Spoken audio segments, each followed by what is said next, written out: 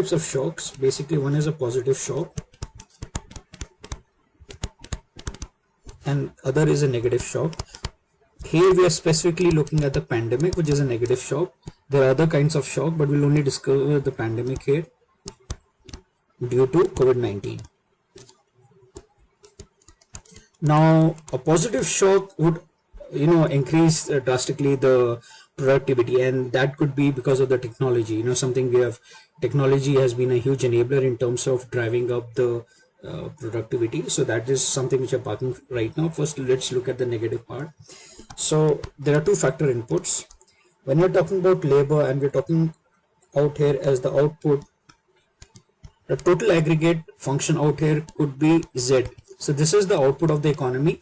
A negative shock like the pandemic actually drives down the aggregate production function. So it's going to go down across all points. So Z1 is the new thing, is the new level. So we have seen now the output has fallen to Z1. The demand is actually aggregate demand has fallen. Also, the marginal product of labor goes down. So marginal product of labor is nothing but slope of the line. We have seen when you are taking the slope of the line, let this be marginal product of labor 1. This is marginal product of labor 2. So you can refer to the module slope of the line here, and you will come to know what I mean by slope of the line. Slope of the line is basically best way to find out what is the iterative value added in the output by addition of one labor. So 1 unit if you're going to be adding. So when you're going to be taking the slope, it is nothing but change in the slope is nothing but change in y about change in x. So 1 unit of change, which is 1 unit of labor, what sort of output you're giving in. So you can clearly see here two things are happening. One is the aggregate demand function is going down, so aggregate production function is down.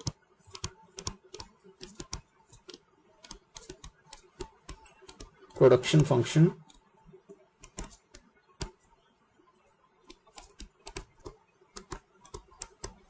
So if you look at these lines, so if you look at the slope and you anytime take, so the marginal productivity product of labor across all points goes down.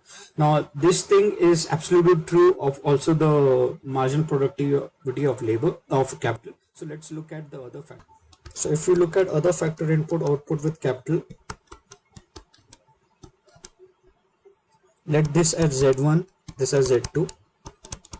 So because of the pandemic COVID, the aggregate production function now of capital also goes down. Basically it affects the demand for capital at all price points. And now when we look at the marginal productivity of capital, so marginal productivity of capital K1 is always greater than marginal productivity of capital K2. So one is the aggregate production function again goes down for the capital, which is the capital demanded, and it also exactly same which we are seeing is like the marginal productivity of capital. That means any iterative use 1 unit of capital will give you less amount of output as compared to the curve. So marginal productivity of capital at Z2 across all points is less than marginal productivity of capital at curve Z1. So this gives you a fair idea. Now if you had a positive input, opposite of happened. Say with the new regulation or some very positive regulation which is for the market, or with the advent of a technology, what would have happened is you would have taken output would have gone up. So this is in case of a positive supply shock. So if I'm taking Z1 here, then Z2 would have been this one, and Z1 MP K1 and MP K2. So what is MP K2 there would have been greater than MP K1, which means the marginal product of capital across all points at Z2 would have been greater than marginal product of capital at Z1. Now let's look at another example. We'll look at this time real rate and how it affects, how the pandemic also affects them.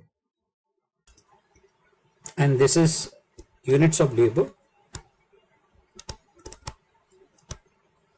So if you are looking at units of labor, we know the supply of labor is fixed and marginal product of labor is always going down. As the number of units increase, the marginal product of labor is less. So let's look at this concept. We have looked at it before. If Middle Road, my company, hires or puts more capital during the initial stages, the marginal product of labor or of actually the workers, the here employees, we are, this sort of is an older word, so that's why we have to use labor. Things have changed now. Middle Road, let's say Middle Road is employed, so initially the marginal product out of these employees or their contribution will be positive. So that's why we saw in the marginal curve this slope is steeper, it goes down, and then at one point of time as you keep on adding more employees, but the marginal product of labor would not be as high as the amount of remuneration you're paying them. So we have seen that separately before, just to sort of reiterate here. Now let's see what happens during time of a negative shock. Even as at an equilibrium, any point above E1 will have an excess supply of workers in the market, and any point down would have excess demand of workers. But at E1 you are at equilibrium. So what the negative pandemic will do, it will drive the demand down across all points. So we have E2 now. So E1 is greater than E2. So the demand curve, so demand across all points goes down. So since the demand across all points goes down, we see and we look at the marginal productivity of labor, which is like MPL. This is 1, this is 2. So MPL1 is greater than MPL2. So marginal productivity of the labors also goes down, and that's why you see there is a dip in the real wage rate. So this also goes true for the capital rate of real rental rate of capital. The same thing happens. Now if there is a positive shock, this curve will go up. We'll look at both the scenarios in for rental rate of capital.